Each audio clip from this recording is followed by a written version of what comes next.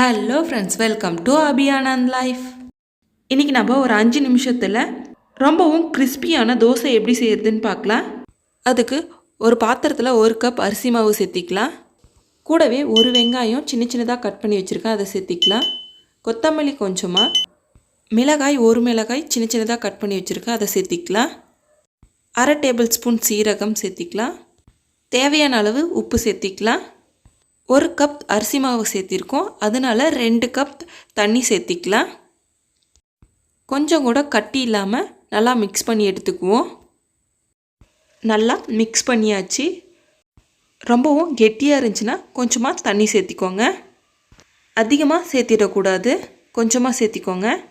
இந்த மாதிரி இருந்தால் கரெக்டாக இருக்கும். இப்போ நம்ம தோசைக்கல் நல்லா சூடு ஆன அப்புறம் ஒரு கரண்டி எடுத்து ஊற்றிக்கலாம். நிறைய ஹோல்ஸ் இருந்துச்சுன்னா கொஞ்சம் கொஞ்சமாக எடுத்து ஃபில் பண்ணிக்கலாம். சுற்றியும் லைட்டாக ஆயில் சேர்த்திக்கலாம். இந்த தோசையை திருப்பி போட்டு வேக வைக்காமல் அப்படியே வேக வச்சு எடுத்துடலாம். பார்த்திங்கன்னா நம்மளுடைய ரொம்பவும் கிறிஸ்பியான தோசை ரெடி ஆகிடுச்சு. இந்த தோசை மாவு இல்லாத டைமில் நம்மளுக்கு ரொம்பவே யூஸ்ஃபுல்லாக இருக்கும். கண்டிப்பாக நீங்களும் ட்ரை பண்ணி பாருங்கள். தேங்க்யூ ஃபார் வாட்சிங். Bye bye.